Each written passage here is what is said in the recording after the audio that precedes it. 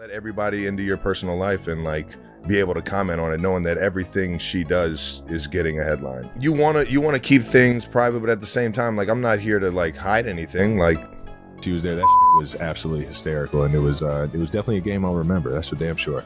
We probably could have finessed it that way, but I think it's just that much more of an experience if you're in the pit, man. If you're in the madness with all the fans. When you're at home, you want privacy. Yeah. And you don't always get that. All right, let's ditch the rainbows and glitter and get right to the good stuff. Travis Kelce and Taylor Swift.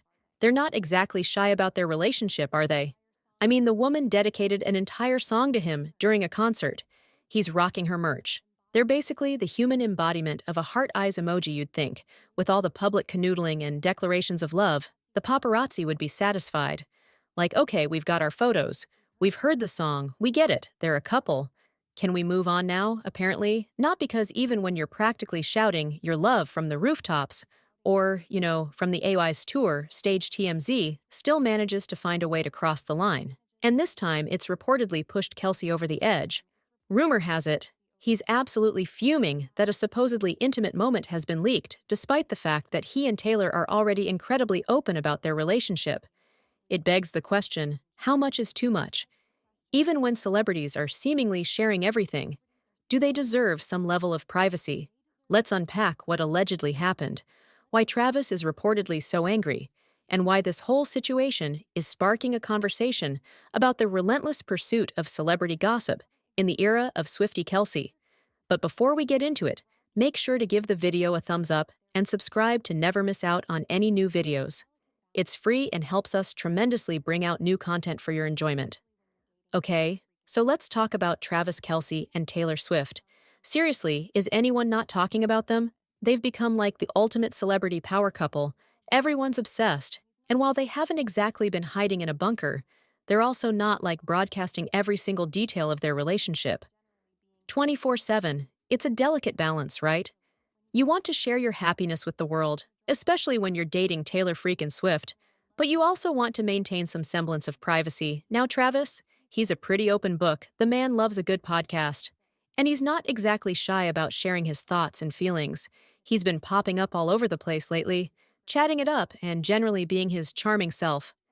So naturally, when he guessed it on Bussing with the Boys, everyone held their breath, waiting for some juicy Taylor tidbits. And he delivered he's clearly head over heels, gushing about how amazing she is. Duh. But he's also smart enough to know where to draw the line. He's happy to share the general lovey-dovey vibes. But when it comes to the nitty-gritty details, he's keeping some things close to the chest. Think of it like this. He's giving us the delicious aroma wafting from the kitchen, but he's not about to share the secret recipe. He's letting us know they're cooking up something special, but the exact ingredients that's for him and Taylor to save her. So while we might not get all the behind-the-scenes gossip we crave, we can still appreciate the fact that these two seem genuinely happy, and that honestly is pretty darn sweet now. If only he'd spill the tea on what they're actually eating, because I'm dying to know. So Travis was spilling the tea. Well, some of it anyway, about life with Taylor. He was on Bussing with the Boys laying it all out, or at least as much as he was comfortable laying out, and the man was smitten, clearly gushing. Even he was basically radiating good vibes and heart-eye emojis. But amidst all the lovey-dovey talk, he dropped a little truth bomb about the not-so-glamorous side of dating one of the biggest pop stars on the planet. The lack of privacy. Imagine that, dating Taylor Swift and losing privacy. It was like winning the lottery and then realizing you had to share it with a million relatives you didn't know you had. He talked about people showing up at his house, fans, paparazzi. Who knows, and you could practically hear the exhaustion in his voice, like the dude just wanted to chill at home in his sweatpants. Maybe binge-watch some bad reality TV with his girlfriend, but suddenly, his front lawn was Grand Central Station. It had to be surreal, right? 1 minute, you were tossing a football around, the next. You were dodging camera flashes while trying to take out the trash? Now don't get it twisted. Tra wasn't complaining.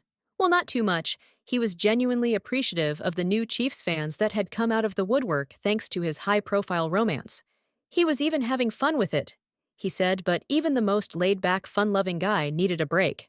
Sometimes he was basically saying, look, I loved the attention, I loved the fans, I even loved the craziness most of the time, but when I was at home, I just wanted to be normal.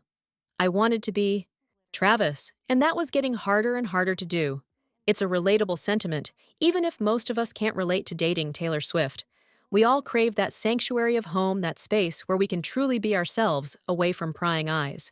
And it sounds like that's exactly what Travis was missing back then. He had the girl, the fame, the fortune.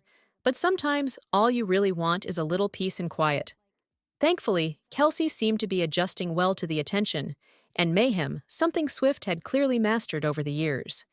It was, in fact, one of the things the 34-year-old athlete said earned her major points and made him fall. Head over heels, he recounted the story of when she attended that first game against the Bears. He'd offered to set her up somewhere, away from the public eye, a VIP area or something. But Swift being Swift wasn't having any of that.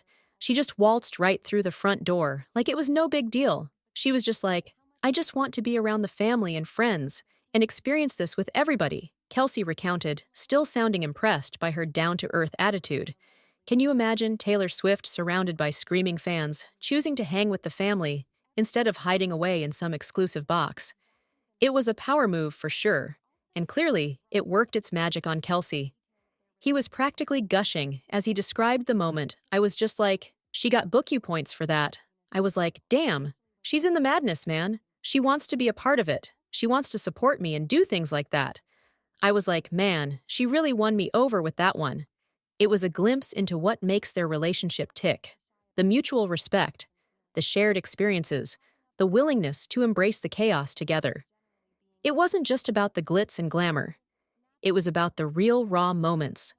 The ones that happen away from the cameras and the screaming fans, and that more than anything seemed to be what truly captivated Kelce. And it wasn't just talk. Kelce was even leaning into the madness himself. Remember that time he joined Swift on stage in London for his AYS tour debut? The internet practically exploded. It was a truly iconic moment, a collision of two worlds, football and pop music. And it was clear Kelce was relishing every second. He wasn't just a spectator, he was a participant, a part of the spectacle. He was embracing the Taylor Swift experience wholeheartedly. And it was honestly pretty adorable. And Swift, she was clearly over the moon. She shared photos and videos on her Instagram, still cracking up, swooning over Kelce, as she put it.